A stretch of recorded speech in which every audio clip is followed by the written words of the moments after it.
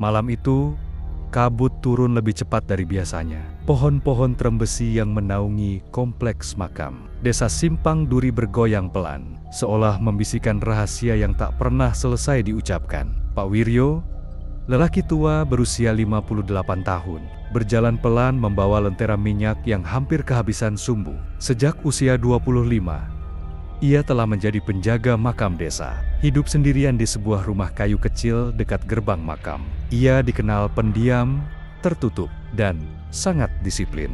Tak pernah absen membersihkan nisan, memotong rumput, dan bahkan mencatat nama-nama baru yang dimakamkan di buku tuanya.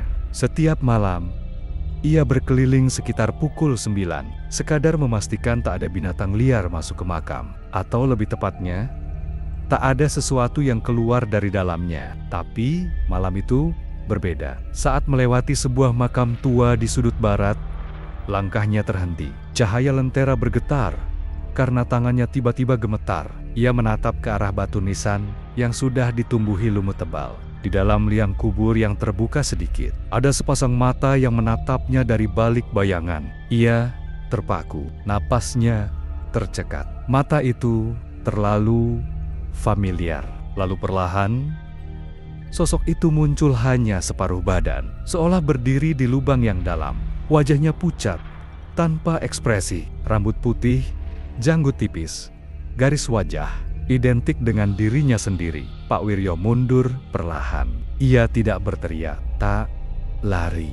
Ia hanya menatap makhluk itu, berharap itu hanyalah ilusi mata tua yang kelelahan. Namun, ketika ia berkedip, sosok itu menghilang begitu saja, tak meninggalkan bekas, hanya keheningan dan rasa dingin yang menusuk tulangnya. Keesokan harinya, Mira, gadis berusia 19 tahun, yang rutin mengunjungi makam ibunya, melihat Pak Wiryo duduk lemas di tangga rumahnya. "Pak, jenengan gak apa-apa, kelihatan capek banget," tanya Mira sambil menaruh sekotak makanan yang dibawanya. "Enggak, Nak. Nak, cuma malam tadi angin agak beda," jawab Pak Wiryo tersenyum tipis. Mira tak bertanya lebih jauh. Ia sudah terbiasa dengan jawaban singkat itu. Namun malam berikutnya, sosok itu kembali.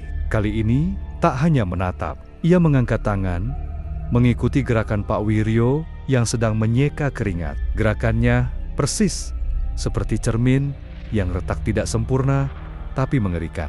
Dan semakin hari, bayangan itu semakin nyata. Seolah bukan lagi pantulan, tapi makhluk yang ingin keluar, ingin menggantikan, ingin menjadi Pak Wiryo yang sebenarnya. Pak Wiryo mulai mencurigai sesuatu yang lebih besar. Ia membuka buku catatan pemakaman, mencari nama di nisan tua, tempat sosok itu muncul. Tapi tak ada, tidak tercatat. Kuburan itu tidak seharusnya ada di sana. Dan disinilah semuanya bermula. Malam ketiga setelah kemunculan sosok misterius itu, udara di sekitar makam Simpang Duri terasa jauh lebih dingin dari biasanya. Pak Wiryo duduk mematung di teras rumah kayunya. Lentera yang menyala di meja hanya menyorot sebagian wajahnya yang cemas dan berkeringat. Sejak 2 malam terakhir, bayangan yang menyerupai dirinya terus muncul dari dalam kubur tua itu. Semakin hari, wujudnya makin jelas, seperti meniru gerakan, napas, bahkan detak jantungnya. Pak Wiryo mulai merasa dirinya bukan lagi satu-satunya, dirinya yang hidup di malam hari. Keesokan paginya, ia kembali menelusuri buku catatan pemakaman. Nisan tempat munculnya sosok itu, banner-banner tak tercatat. Bahkan tidak ada liang kubur yang dilaporkan. Digali di sana sejak ia mulai menjaga makam. Ia mendatangi Pak Lurah Iskandar, lelaki sepuh yang pernah menjadi saksi hidup banyak kejadian aneh di desa itu. "Kau yakin makam itu tak ada dalam catatan?" tanya Pak Lurah sambil memandangi langit. "Saya sudah cek 2 kali.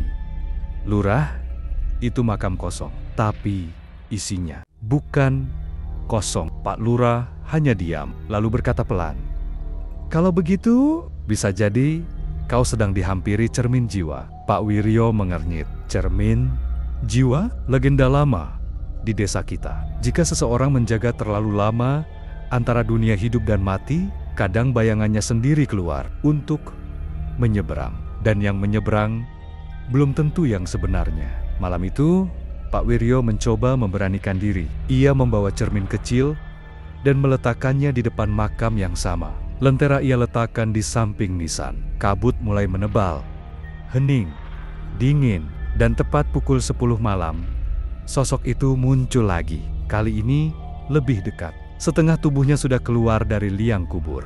Wajahnya tetap mirip Pak Wiryo, tapi matanya kosong. Tak ada jiwa di balik sorotnya. Pak Wiryo menatap cermin yang ia bawa. Ia berharap melihat refleksi dirinya. Tapi yang terlihat hanya makam kosong. Cermin tak memantulkan apapun. Bahkan tubuhnya sendiri tidak tampak. Pak Wiryo gemetar. "Siapa kau sebenarnya?" gumamnya. Dan untuk pertama kalinya, sosok itu menggerakkan bibirnya. Tak bersuara, tapi jelas. "Bukan aku yang akan pergi, tapi kau." Esoknya, Mira kembali datang ke makam. Tapi hari itu, ia menemukan sesuatu yang membuat darahnya membeku. Langkah-langkah kaki dengan bekas tanah basah menuju ke rumah Pak Wiryo, tapi tidak pernah keluar lagi. Langkah kaki itu masih membekas di tanah basah. Mira mematung di depan rumah kayu Pak Wiryo. Jantungnya berdebar cepat. Tidak ada suara dari dalam. Jendela tertutup rapat, tapi aura rumah itu terasa lain. "Pak Wiryo," panggil Mira lirih, tapi hanya keheningan yang menjawab. Ia mendekat ke pintu, lalu mengintip melalui celah papan. Gelap, namun dalam sekejap, ia melihat sesuatu bergerak cepat ke arah dapur. Bukan bayangan, tapi seperti sosok manusia membungkuk, lambat, menyeret kaki. Mira melangkah mundur. Namun, pintu mendadak terbuka sendiri dengan suara mengerik. Di dalam, tak ada siapa-siapa. Di waktu yang sama, Pak Wiryo sedang berada di makam, berdiri tepat di depan liang kubur tua, tempat sosok bayangannya muncul. Ia telah mengikat cermin kecil ke gagang kayu dan menancapkannya di tanah. Persis menghadap nisan yang tak bernama, lentera kembali menyala, menerangi wajahnya yang semakin pucat. Ia belum tidur, belum makan. Ia bahkan mulai meragukan keberadaannya sendiri. Malam itu, bayangan itu muncul lebih awal. Dari balik liang gelap, sosok yang menyerupainya merayap keluar. Kali ini tak hanya separuh badan, tapi seluruh tubuhnya berdiri dengan kaki telanjang yang berlumur tanah. Mata kosong, namun penuh intensitas. Ia menatap Pak Wiryo dan berbicara. "Sudah waktunya." Suara itu berat, serak, tapi jelas identik dengan suara Pak Wiryo sendiri. "Aku bukan bayangan. Aku adalah bagian yang kau kubur bertahun-tahun lalu saat kau mulai melupakan siapa dirimu sebelum menjaga makam ini." Pak Wiryo tertegun. Kenangan samar-samar melintas di benaknya. Masa mudanya, malam saat ia pertama kali menerima tugas menjaga makam, dan sebuah peristiwa yang tak pernah ia ceritakan ke siapapun. Malam itu ada kecelakaan. Seseorang meninggal. Seseorang yang ia kenal baik. Seseorang yang sangat mirip dirinya sendiri. Tiba-tiba, cermin yang ditancapkannya di tanah pecah sendiri, meski tak disentuh. Potongan kacanya berhamburan ke tanah. Dan dari pecahan itu, tak satu pun memantulkan wajah Pak Wiryo. Sosok kembarannya mendekat perlahan. Langkahnya berat, seperti menyeret sesuatu dari dalam bumi. "Jika aku kembali, maka kau harus pergi." Pak Wiryo mundur, tapi tubuhnya seolah menolak untuk bergerak lebih jauh. Seperti ditahan oleh akar-akar tak kasat mata yang menjulur dari bawah tanah. Sementara itu, Mira masih berdiri di depan rumah kayu. Suara pintu di belakangnya menutup sendiri. Dan ketika ia berbalik untuk kembali ke desa Pak Wiryo, sudah berdiri di depannya, namun kali ini senyumannya berbeda. Terlalu tenang, terlalu datar. Mira bergidik. "Pak, jenengan? Nggak apa-apa." Pak Wiryo menatapnya lama, lalu menjawab, "Aku sudah kembali." Mira berdiri terpaku di depan Pak Wiryo atau seseorang yang menyerupainya. Tatapannya tak sama, gesturnya terlalu tenang, seakan semua ingatan, luka, dan kebiasaan lelaki tua itu telah dikikis habis. "Pak Wiryo," ucap Mira ragu. Lelaki itu tersenyum datar. "Kau sudah besar ya, Mira. Aku ingat saat kau masih kecil, suka mengintip dari pagar makam. Nada suaranya betul persis seperti yang Mira ingat. Tapi, kalimat itu terlalu tepat, seolah bukan sekadar kenangan, tapi skrip yang dihafalkan. Beberapa hari setelah itu, suasana di sekitar makam berubah drastis. Warga desa mulai mengeluh. Suara-suara aneh terdengar dari balik nisan tua. Bau anyir tercium, meski tak ada hujan atau jenazah baru. Kucing-kucing desa tak mau lagi mendekat ke jalan menuju makam. Dan yang paling aneh, Pak Wiryo tak pernah terlihat makan. Mira diam-diam mengamati dari kejauhan lelaki itu hanya duduk setiap malam di depan nisan kosong, menatap tanah, seperti menunggu sesuatu keluar. Di malam kelima, Mira kembali menyelinap ke makam. Ia membawa lilin, kemenyan, dan sebuah kamera tua milik ayahnya. Ia bertekad merekam apa yang sebenarnya terjadi. Saat ia mendekati makam kosong itu, ia menemukan cermin kecil yang pernah digunakan Pak Wiryo kembali. Padahal sebelumnya hancur berantakan. Ia mengangkat cermin itu dan mengarahkannya ke arah nisan. Namun yang tercermin bukan dirinya, melainkan wajah Pak Wiryo. Tapi bukan yang sekarang wajah Pak Wiryo yang lama, yang asli. Mata hangat, kumis tipis, sorot lelah, namun manusiawi. Dan di belakangnya, sosok lain muncul dalam pantulan. Pak Wiryo yang sekarang tanpa refleksi di dunia nyata. Tiba-tiba, suara lirih terdengar dari tanah, seolah dari balik liang. "Tolong aku masih di sini. Jangan biarkan dia menggantikanku." Mira mundur, menjatuhkan cermin. Suara itu terputus. Seketika, dari balik kegelapan, langkah kaki menyeret muncul perlahan Pak Wiryo yang sekarang. Menatapnya tanpa kedip. "Kau tak seharusnya tahu ini, Mira. Apa yang terjadi pada Pak Wiryo yang asli?" tanya Mira dengan gemetar. Lelaki itu tersenyum, matanya kosong. "Dia lemah, dia takut, dia memberi jalan untukku." "Kau bukan dia," bentak Mira. "Aku lebih dari dia," jawabnya pelan. "Aku penjaga antara, penjaga yang tak bisa mati dan tak bisa hidup." Mira berlari sekuat tenaga keluar dari kawasan makam. Tapi satu hal yang terus membekas dalam pikirannya. Jika yang kembali bukan Pak Wiryo, maka siapa yang terkubur saat ini? Dan apakah ia akan diam saja di dalam sana? Malam itu, hujan turun deras. Hanya ada satu cahaya yang menyala dari kejauhan lentera tua yang tergantung di gerbang makam. Mira kembali berdiri di sana. Meski kali ini bukan karena keberanian, melainkan karena rasa bersalah. "Tolong aku masih di sini." Kalimat itu terus bergema di benaknya sejak malam saat ia melihat pantulan di cermin. Sosok Pak Wiryo yang asli, yang memohon dari dalam tanah, yang mengaku dikubur hidup-hidup oleh sesuatu yang kini memakai wajahnya. Mira memberanikan diri masuk ke kawasan makam.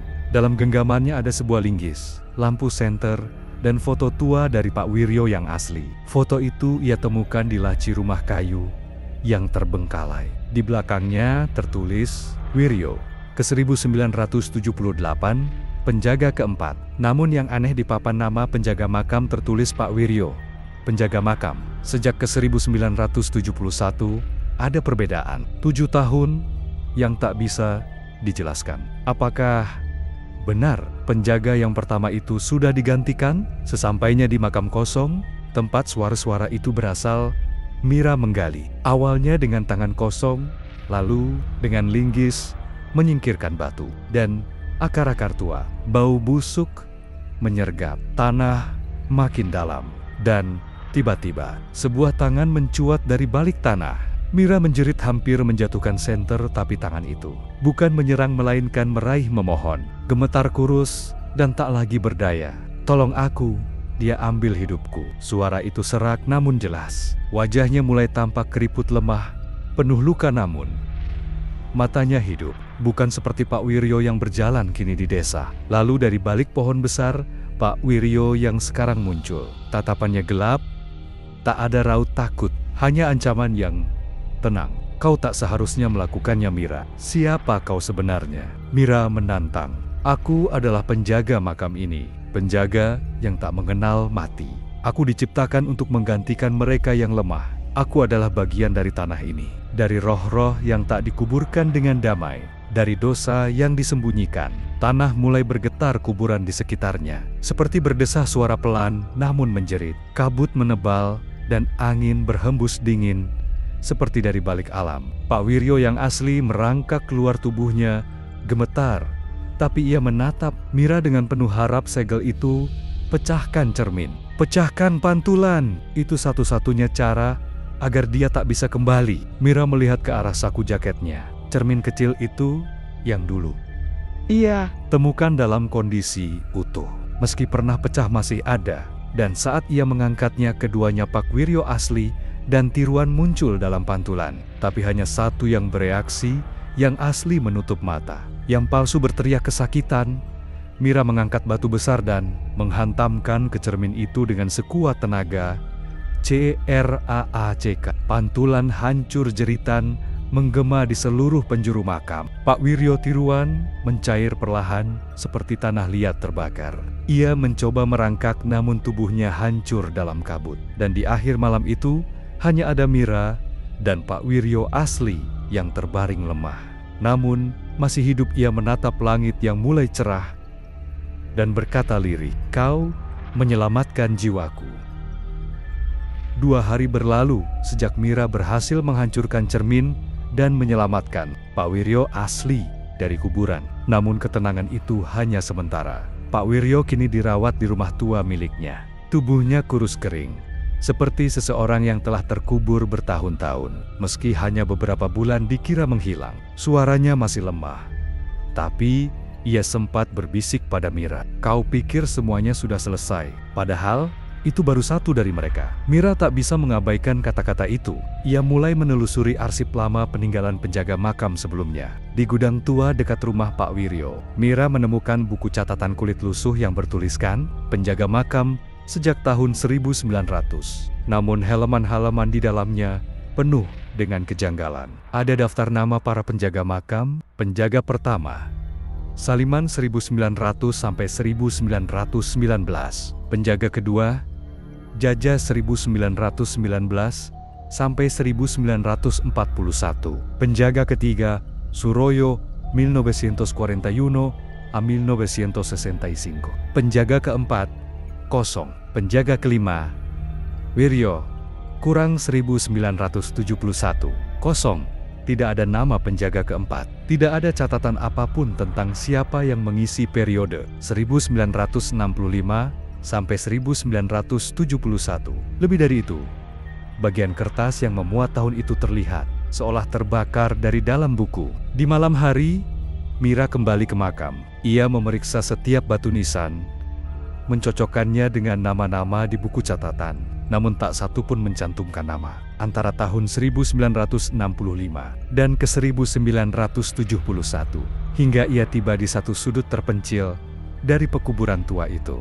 Di bawah pohon beringin mati, ia menemukan satu batu nisan tanpa nama. Hanya tanggal yang tertulis samar, 1969. Saat ia menyentuh batu nisan itu, dingin menusuk hingga ke tulang. Kabut perlahan muncul dari tanah, membentuk bayangan samar sesosok pria, mengenakan pakaian penjaga makam, namun dengan wajah yang buram, seperti kabut itu sendiri. "Kau membuka jalan. Sekarang aku bisa melihat cahaya lagi." Mira mundur. Batu di bawah kakinya bergetar. Suara langkah kaki terdengar dari berbagai arah, tapi tidak ada siapa-siapa. Sosok itu semakin nyata. Tangan keriputnya mengangkat kapak tua, lalu menunjuk ke arah makam utama. Dia bukan satu-satunya yang kembali, belum selesai menjaga, belum selesai mati. Mira berlari meninggalkan area itu. Namun saat ia menoleh sekali lagi, ia melihat sesuatu yang membuat darahnya beku. Nisan-nisan lain mulai menghitam. Nama-nama yang dahulu jelas kini memudar satu persatu. Dan tepat sebelum kabut menutup semuanya, Mira melihat tulisan terakhir di batu nisan tak bernama itu berubah perlahan. Penjaga keempat, Mira kurang 2025. Hujan deras mengguyur malam itu. Petir menyambar seolah ingin membelah langit. Di tengah gelap dan derasnya air, Mira berdiri gemetar, di depan batu nisan tak bernama. Batu itu kini benar-benar berbeda bernapas. Darah segar mengalir dari retakan-retakannya, turun ke tanah seperti sungai kecil yang tak henti. Setiap tetes yang menyentuh tanah memunculkan bisikan-bisikan lemah, seolah tanah sendiri menjerit minta tolong. Kau sudah ditandai, Mira. Suara Pak Wiryo yang asli terdengar lirih dari balik pintu rumahnya. Tubuhnya semakin kurus, napasnya berat. Begitu kau menggali makam itu dan melihat nama itu, kau telah diikat. Diikat oleh apa? Mira menuntut. Aku tak ingin menjadi bagian dari ini. Kuburan ini, tidak semua yang dikubur di sini adalah manusia biasa. Dulu, waktu penjaga keempat menghilang, ia mencoba menyegel sesuatu yang sudah lama terlepas. Mira tak bisa tidur malam itu. Setiap kali memejamkan mata, ia melihat bayangan dirinya sendiri, terbaring di dalam peti mati. Dan suara-suara datang kembali. Jaga aku atau gantikan aku. Di pagi harinya, ia menemukan pesan ditulis dengan darah di kaca jendela rumahnya. Jangan buka pusara kedua. Mira pun kembali ke makam dengan membawa buku catatan tua dan senter. Kali ini, ia pergi ke bagian belakang yang selama ini tidak pernah disentuh. Pusara kedua nesan-nesan di sini. Jauh, lebih tua, ditutupi lumut dan tanah retak. Tapi satu di antaranya terasa berbeda. Pusara itu berdiri miring, terbuat dari batu hitam mengkilap berbeda dari yang lain. Dan pada nisannya tertera tulisan samar yang hanya bisa terbaca jika diterangi dari sudut tertentu. Jagal, menos 1965. Nama itu seperti menggigit pikirannya. Ia tak mengenal siapapun bernama Jagal. Tapi ada sesuatu yang membuat jantungnya berdetak tak karuan. Tiba-tiba, tanah di depan nisan itu membelah sendiri. Retakan panjang terbuka seperti luka besar. Darinya menguar bau busuk dan hawa dingin yang menusuk. Lalu perlahan, sebuah tangan besar keluar. Tapi tangan itu bukan milik manusia berwarna hitam. Jari-jari tajam seperti cakar, dan urat-uratnya berdenyut. Mira mundur, hendak lari. Tapi di baliknya, bayangan tinggi menjulang. Sosok pria berpakaian penjaga, tapi wajahnya sepenuhnya ditutupi kulit mati. Matanya merah menyala. Ia membawa sabit panjang dan suaranya berat. Sudah saatnya penjaga baru dilantik. Darahmu telah menyatu dengan tanah. Aku bukan penjaga. Semua yang melihat kebenaran harus menggantikan yang pergi. Petir menyambar, menerangi sesaat wajah makhluk itu. Mira menjatuhkan senter dan berlari ke arah luar makam, tapi seluruh jalan keluar telah ditutup kabut pekat. Pusara berdarah terus mengalir, dan tanah memanggil namanya Mira. Mira. Kabut tebal menyelimuti Mira ketika ia berlari dari pusara berdarah. Dunia di sekitarnya berubah perlahan. Suara hujan menghilang, digantikan oleh keheningan mutlak. Tak ada angin, tak ada suara jangkrik. Hanya gema langkahnya sendiri yang terdengar entah dari mana. Saat kabut memudar, Mira mendapati dirinya berada di tempat lain. Masih di area makam, tapi semua batu nisan kini bercahaya samar. Berpendar biru kehijauan seperti api arwah. Udara begitu dingin, dan langit di atasnya kelam seperti malam abadi. Di tengah-tengah lapangan makam itu, terdapat sebuah meja panjang dari batu dengan 7 kursi tua. Di atas meja terbentang hidangan yang membusuk, daging berwarna keabu-abuan, dan minuman kental seperti darah tua. Duduk di kersi-kersi itu adalah 7 sosok berpakaian lusuh. Wajah mereka seperti lilin yang meleleh, dan semua mata mereka mengarah pada Mira. Selamat datang, penjaga baru, ucap satu di antara mereka. Suaranya berat, serak, seperti keluar dari kerongkongan yang terbakar. Kami, penjaga sebelumnya, kami semua pernah duduk di posisimu. Kami yang menyegel Jagal, menahan kutukan tanah ini. Dan kini, giliranmu. Mira bergeming. Aku tidak pernah meminta ini. Sosok di ujung meja seorang pria tua dengan janggut putih berlumur tanah bangkit dari kursinya. Matanya kosong, namun suaranya menggema. Kutukan ini tak memilih siapa yang layak. Ia hanya memilih siapa yang melihat terlalu dalam. Dan kau sudah melihat, Mira. Tiba-tiba, seluruh meja berguncang. Tanah terbelah. Dari bawahnya muncul lingkaran ukiran kuno. dengan simbol-simbol tak dikenal, berpijar merah darah.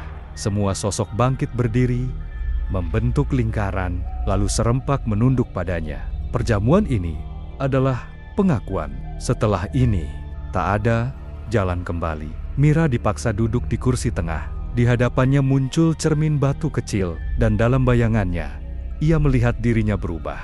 Rambut mulai memutih, kulit memudar, dan di balik matanya terdapat bayangan pusara. Malam ini, tubuhmu masih milikmu, bisik suara di belakangnya. Tapi jiwamu telah dibagi 3 bagian untuk penjaga lama, 1 untuk makam, dan sisanya akan kau pertahankan semampumu. Di akhir upacara, Mira terbangun dengan teriakan. Ia kembali berada di kamarnya. Tapi di jendela, ada jejak tangan berlumpur. Dan di cermin, bayangannya masih duduk di kursi batu.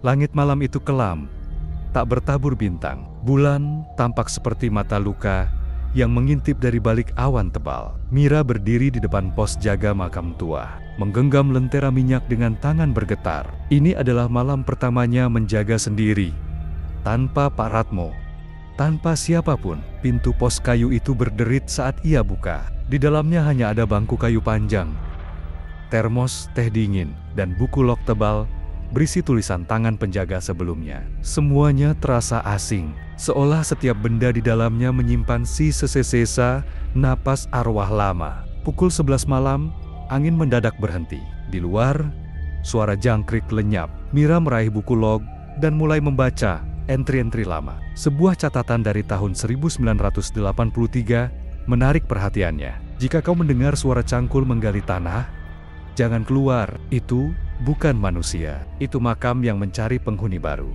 Mira menelan ludah, menutup buku, lalu menoleh keluar jendela. Ada gerakan bayangan seseorang berdiri diam di antara nisan. Tak bergerak, tak berkedip, hanya berdiri.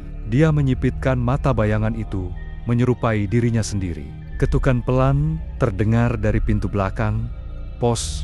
Sekali, 2 kali, lalu sunyi. Mira mendekat perlahan, menahan napas. Tak ada siapapun.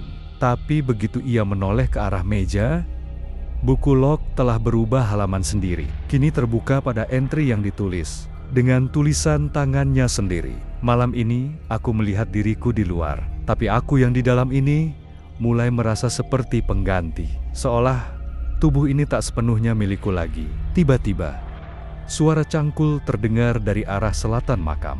Lambat, berat, dan menyeret. Mira menyalakan lentera dan keluar. Kabut tebal menyelimuti sekelilingnya, menelan cahaya lentera dalam radius sempit. Di kejauhan, terdengar desahan, diikuti suara tanah di sekop. Mira berlari ke arah itu.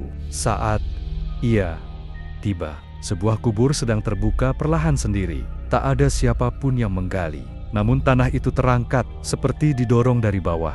Dan dari lubang itu, tangan putih membusuk muncul, disusul oleh wajah. Wajah itu adalah dirinya, tapi lebih tua, matanya kosong, dan di bibirnya tersungging senyum mengerikan. Mira, kau jaga tubuhku. Ya, sudah giliranmu di luar sekarang. Mira berteriak, tapi kakinya membeku. Dalam sekejap, semuanya gelap. Ia terbangun di dalam pos jaga berbaring di lantai. Di luar, fajar mulai menyingsing. Tapi bayangannya di cermin masih mengenakan pakaian penjaga lama, dan di bawah mejanya terdapat segumpal tanah basah dan cangkul tua yang belum pernah ia lihat sebelumnya. Hari-hari berlalu sejak Mira melihat wajahnya sendiri bangkit dari kubur. Ia tak berani menceritakan hal itu kepada siapapun. Bahkan saat Pak Ratmo kembali dari desa sebelah, Mira hanya menyimpan semuanya dalam diam. Walau mata tuanya memandang Mira dengan curiga. Namun malam itu, sesuatu yang tak lazim kembali terjadi. Saat ronda malam, Mira berjalan menyusuri barisan makam dengan lampu senter. Ia berhenti di sebuah area kosong, tempat di mana tidak pernah ada liang lahat sebelumnya. Tapi kini, terdapat sebuah gundukan tanah baru. Tidak ada batu nisan, tidak ada nama. Hanya segumpal tanah basah yang tampak masih segar, seperti baru dikuburkan semalam. Pak Ratmo mendekat dari kejauhan, membawa lentera. "Itu kubur baru?" tanyanya dengan suara berat. "Saya tidak tahu, Pak. Semalam belum ada," jawab Mira, berusaha menyembunyikan kegugupan. Pak Ratmo memeriksa sekitar, dan matanya langsung menajam. Ini bukan kuburan resmi. Tidak tercatat dalam daftar pemakaman. Tidak ada surat. Tidak ada log. "Jadi, siapa yang dikuburkan di sini?" tanya Mira lirih. Pak Ratmo tak menjawab. Ia hanya berdiri mematung, menatap tanah itu lama sekali. Lalu ia berbalik dan berjalan pergi, hanya meninggalkan satu kalimat sebelum menghilang ke balik kabut. "Kalau kamu dengar suara dari dalam situ, jangan pernah..." dijawab. Malam semakin larut. Mira kembali ke pos jaga, tapi pikirannya tak tenang. Ia terus mengintip ke arah kubur tak bernama itu. Dan tepat pukul 3 dini hari, ia mendengar sesuatu. Suara lirih dari arah kubur, seperti erangan, seperti bisikan yang tercekik. Tolong. Mira menahan napas. Tubuhnya mematung. Suara itu kembali, sedikit lebih jelas. "Mira, buka. Aku masih hidup." Senter di tangannya tiba-tiba padam. Lentera di pojok meja bergetar sendiri. Apinya meredup. Saat Mira mencoba berdiri, lantai di bawahnya mengeluarkan suara ketukan dari bawah tanah. Sekali, 2 kali, jantung Mira hampir pecah. Ia tahu suara itu datang dari bawah, tepat di bawah pos jaga. Dengan tangan gemetar, ia mengambil sekop yang biasa digunakan untuk membersihkan area makam. Dia keluar, dan ketika sampai di kubur itu, ada bekas cakaran di atas gundukan tanah, seolah seseorang mencoba keluar dari dalam. Mira tak tahan. Ia menggali sekop demi sekop hingga sedalam hampir setengah meter. Tapi yang ditemukannya bukan jasad, melainkan cermin besar. Cermin tua, retak, dan berkarat. Di permukaannya, ia melihat pantulan dirinya, tapi bukan seperti sekarang. Bayangannya mengenakan seragam lama penjaga sebelum dia dengan wajah pucat membiru. Bayangan itu berbisik dari balik cermin. "Giliranku belum selesai, Mira. Kenapa kau sepat-sepat mengambil tempatku?" Mira menjerit dan melempar cermin itu. Tapi saat ia menoleh ke sekeliling, kuburan lain mulai muncul satu persatu di tanah kosong. Gundukan tanah baru diam, tetapi terasa hidup, dan dari masing-masingnya samar-samar terdengar suara, "Gantian, gantian, gantian, gantian." Keesokan harinya, Mira bangun dengan kepala berat. Mimpi buruk tadi malam terus menghantui cermin, berdarah tanah yang bergerak, dan suara-suara yang memanggil namanya dari liang gelap. Ia memutuskan untuk mencari tahu lebih dalam tentang para penjaga makam sebelum dirinya, terutama siapa yang memakai seragam tua seperti dalam pantulan cermin itu. Ia menuju ke ruang arsip kecil yang terletak di gudang belakang kantor penjaga. Sudah lama gudang itu tak digunakan, dan debu menutupi setiap jengkal rak dan dokumen. Setelah beberapa jam menyusuri tumpukan kertas dan buku catatan, Mira menemukan sebuah binder kulit tua berlabel data petugas pemakaman 1960 sampai 1999. Saat ia membalik halaman-halaman lusuh itu, Mira menemukan nama-nama penjaga lama. Salah satunya membuat jantungnya berdegup lebih cepat. Suratmo 1969 sampai 1978. Menghilang tanpa jejak, diduga terjebak dalam area pemakaman saat badai besar. Tidak pernah ditemukan. Foto kecil di sebelah catatan itu memperlihatkan seorang pria berseragam persis seperti sosok dalam cermin yang ia lihat semalam. Suara pintu gudang berderit. Mira menoleh, namun tak ada siapa-siapa. Tapi saat ia kembali menatap buku lembaran, itu terbuka sendiri ke halaman selanjutnya. Herman 1979 sampai 1992 mengalami gangguan jiwa, berkata melihat dirinya sendiri keluar dari kubur. Ditemukan tewas gantung diri di pos jaga. Tangan Mira mulai gemetar. Nama-nama berikutnya memiliki pola yang sama. Semua penjaga setelah Suratmo menghilang, bunuh diri, atau ditemukan tewas dalam keadaan misterius. Dan semuanya mengalami hal yang sama. Melihat bayangan mereka sendiri keluar dari kubur. Malam pun tiba. Di bawah langit berawan dan langit pekat, Mira duduk di depan pos jaga. Angin malam membawa bau lembab tanah dan sesuatu yang lebih busuk dari biasanya. Ia menatap ke kejauhan, ke arah kuburan tak bernama itu. Tapi kali ini bukan hanya satu gundukan yang tampak. Ada 2, lalu 3, lalu 5. Dan dari balik kabut sesosok muncul, perlahan menyeret kaki mengenakan seragam pudar. Wajahnya tirus pucat dan terlihat sangat familiar. Mira, suara itu serak. Kenapa kau baca catatanku? Mira terdiam. Sosok itu kini makin dekat. Kau tahu sekarang bahwa semua penjaga sebelumnya bukan berhenti kami dikurung diambil oleh cermin dan kau yang selanjutnya. Tiba-tiba seluruh lampu di pos padam. Cermin yang ia kubur malam sebelumnya muncul di depannya, berdiri sendiri, tanpa tangan yang menopang, dan dari dalamnya, bayangan Mira kembali terlihat. Tapi kini tersenyum, lebar jahat. Bayangan itu berbisik, giliranku belum selesai. Dan kamu sudah tahu terlalu banyak. Mira berlari. Tapi setiap arah yang ia tuju hanya membawanya kembali ke pos jaga. Seolah kuburan itu telah berubah menjadi labirin tak berujung di sekelilingnya. Puluhan bayangan penjaga terdahulu berjalan lambat, membentuk lingkaran, mengurungnya. Malam itu, Mira tidak terlihat lagi. Dan keesokan paginya, hanya cermin itu yang tertinggal di pos jaga retak. Tapi dengan pantulan Mira yang sedang tersenyum dari dalamnya. 3 hari setelah hilangnya Mira, pemakaman itu kembali sunyi. Tak ada yang tahu kemana perginya gadis muda itu. Orang-orang hanya menemukan pos jaga kosong dan sebuah cermin tua yang bersandar di meja. Retaknya seperti urat halus menjalar ke segala arah. Namun pengurus wilayah tak bisa menunggu lama. Mereka menunjuk seorang petugas, baru seorang pemuda bernama Arman, usia 27 tahun, lulusan sekolah perawat jenazah. Ia skeptis terhadap kisah-kisah mistis. Baginya, kematian adalah proses alami. Tak ada hantu, tak ada kutukan, hanya kebetulan dan imajinasi manusia lemah.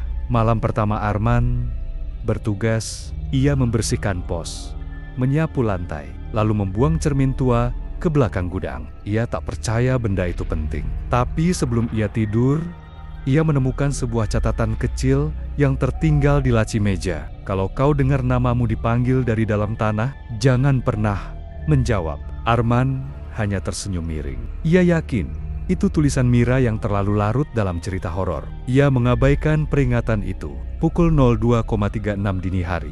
Angin malam bertiup lebih dingin dari biasanya. Arman terbangun oleh suara ketukan 3 kali dari bawah lantai pos jaga. Awalnya ia mengira itu tikus, tapi suara itu terulang. Kali ini diiringi bisikan samar. Arman, ia duduk, meraih senter, dan keluar. Cahaya menyapu pekatnya makam. Semua tampak biasa, kecuali satu hal. Gundukan tanah baru, persis di tengah jalur utama. Arman melangkah mendekat. Tak ada batu nisan, tapi ada satu benda aneh. Di atasnya pita hitam melingkari setangkai bunga kering, seolah seseorang mengubur sesuatu, atau seseorang tanpa upacara. Saat ia membungkuk, telinganya nyaris menyentuh tanah, dan saat itulah ia mendengar suara dari dalam makam. Tolong aku masih hidup. Napas Arman tercekat. Siapa di sana? Tanyanya lantang. Dan seketika tanah bergetar, angin berhenti, dan dari dalam tanah sesuatu menjawab. Kau tak seharusnya menjawab, Arman. Tanah di sekeliling kakinya membuka seperti rahang. Lumpur hitam menyembur keluar. Arman jatuh terduduk, lalu merangkak mundur dengan panik. Dari dalam tanah itu muncul tangan pucat, kurus, dan menggenggam sesuatu. Seragam yang dikenakan Mira. Arman berlari ke gudang. Ia mencari cermin tua yang dibuangnya. Tapi saat ia membalikan tumpukan kardus, ia melihat sesuatu yang membuat darahnya beku. Cermin itu kini bersih, tidak retak. Dan di dalam pantulannya bukan Arman yang berdiri di sana, tapi Mira. Mira dalam cermin menatapnya. Matanya kosong, Ia mengangkat tangan, lalu menunjuk ke belakang Arman. Pelan-pelan, Arman menoleh, dan ia melihatnya bayangannya sendiri. Berdiri di ujung lorong, mengenakan seragam, tersenyum, namun wajahnya membusuk. Saat Arman berteriak, semua lampu padam. Di luar, tanah-tanah makam mulai terbuka satu persatu. Dan dari dalamnya, mereka yang pernah bertugas di tempat itu mulai bangkit kembali. Tak ada lagi jalan keluar. Kuburan itu kini memanggil nama Arman. Arman berlari keluar dari gudang dengan napas terengah. Suara jerit tanah tahu, mungkin tawa menggema dari segala arah. Tapi langit tetap gelap. Ia melihat jam tangannya. Jam 2:36. Ia menunggu pagi. Tapi 1 jam berlalu, 2 jam berlalu. Langit tetap hitam. Ia kembali melihat jamnya. Masih jam 2:36. Tidak bergerak. Arman gemetar. Ia mencoba menyalakan ponsel. Tapi layar menampilkan pesan yang tak pernah ia lihat sebelumnya. Waktu Anda telah habis. Ia melempar ponselnya. Cermin tua yang tadi ada di gudang kini muncul kembali berdiri sendiri di tengah jalan setapak antara makam. Arman tahu, ini bukan dunia nyata. Ia terjebak, tapi ia belum tahu caranya keluar. Malam itu, ia mulai melihat mereka satu persatu, penjaga-penjaga makam lama. Wajah-wajah yang dulu ia lihat di foto-foto tua di kantor pemakaman, kini berdiri di antara nisan, menatapnya. Tanpa berkedip, mereka mengenakan seragam lama, sebagian masih lengkap, sebagian robek dan berlumur tanah. Tapi, yang paling mengerikan, mereka tak bergerak seperti manusia. Mereka hanya berpindah tempat setiap Arman memalingkan wajah. Seperti patung hidup. Arman akhirnya masuk ke ruang bawah tanah kecil di belakang gudang. Tempat itu dahulu digunakan untuk menyimpan peti jenazah lama. Di sana, ia menemukan buku catatan Mira yang sebelumnya tidak pernah ia lihat. Di halaman terakhir, tertulis tulisan tangan yang sangat cepat dan tergesa. Aku pikir ini hanya ilusi, tapi tempat ini bukan hanya pemakaman. Ini adalah penjara waktu. Setiap penjaga yang mati di sini, jiwanya tidak pergi, mereka terperangkap. Di jam 2:36 selamanya.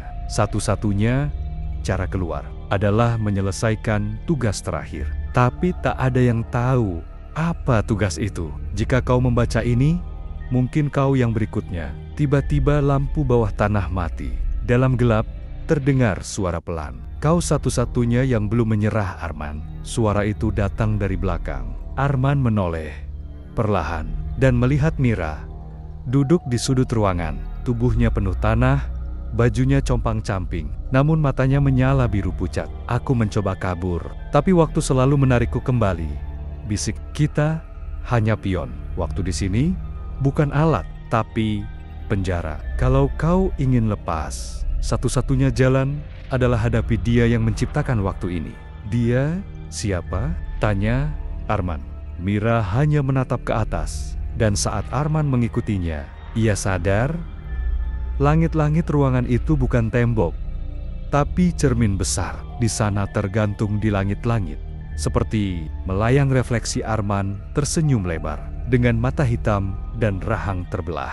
Dan detik itu juga, waktu kembali bergerak. Jam menunjukkan jam 2:37 dan semua makam di luar mulai terbuka serentak. Langit tetap kelam. Jam menunjukkan 02:37. Dan kini waktu benar-benar bergerak, tapi bukan menuju fajar, melainkan menuju sesuatu yang jauh lebih mengerikan. Satu demi satu makam terbuka, bukan oleh tangan manusia, tapi oleh kehendak yang lebih tua dari waktu. Arman berdiri terpaku. Di hadapannya lusinan peti mulai retak dari dalam. Dari celah-celahnya cermin-cermin kecil muncul. Bukan wajah mayat yang terlihat di dalam peti, melainkan bayangan dirinya sendiri dalam berbagai kondisi. Tua, mati, luka, terbakar, bahkan terkubur hidup-hidup. Kau belum memahami sepenuhnya, bisik Mira. Masih di bawah tanah. Tempat ini tidak menahan tubuh, tapi jiwa. Dan waktu adalah rantai yang mengikat. Arman mengingat pesan terakhir dari buku catatan Mira. Selesaikan tugas terakhir. Apa tugas itu? Teriak Arman. Mira menatapnya dengan lelah. Tugas yang tak pernah sempat diselesaikan oleh penjaga sebelumnya, membebaskan semua jiwa yang terperangkap dalam pantulan mereka sendiri. Dengan keberanian yang tersisa, Arman melangkah ke makam pertama. Ia membuka cerminnya dan melihat dirinya sendiri. Versi yang putus asa dan tergantung di gudang. Arman menyentuh permukaannya dan ditarik masuk. Ia berada di ruang gelap. Tidak ada suara. Hanya desingan jam tua berdetak pelan. Satu persatu, versi dirinya muncul. Semua adalah cerminan keputusan yang tidak pernah ia buat, penyesalan, ketakutan, dosa. Mereka berteriak minta dilepaskan. Arman sadar, selama ini tugas penjaga bukan sekadar menjaga makam, tapi menjaga keseimbangan waktu dan jiwa. Jika jiwa-jiwa itu tidak dibebaskan, waktu akan terus berulang 02/36 selamanya. Dengan niat penuh, Arman merobek simbol kecil yang menggantung di leher. Tiap pantulan, jam pasir kecil yang terbalik. Satu persatu, tiap pantulan meledak jadi cahaya. Dan makam-makam di atas mulai runtuh. Ia bangun kembali di atas tanah. Mira telah hilang. Makhluk-makhluk penjaga lama pun kini berbaring diam di tempat semestinya. Langit mulai memerah. Fajar datang untuk pertama kalinya. Arman duduk di samping gerbang makam. Tangannya gemetar, tubuhnya lelah. Jam tangannya berdetik. Jam 3:01. Ia menangis. Bukan karena takut, tapi karena bebas. Beberapa bulan kemudian, pemakaman itu ditutup untuk umum. Orang-orang bilang, penjaga terakhirnya menghilang begitu saja. Tapi pada suatu malam sunyi, jika kau berdiri di depan cermin tua yang tertinggal di gudang, kau bisa melihat sosok lelaki muda tersenyum lelah dari dalamnya, seolah berkata, tugasnya sudah selesai, tapi waktunya milikmu sekarang.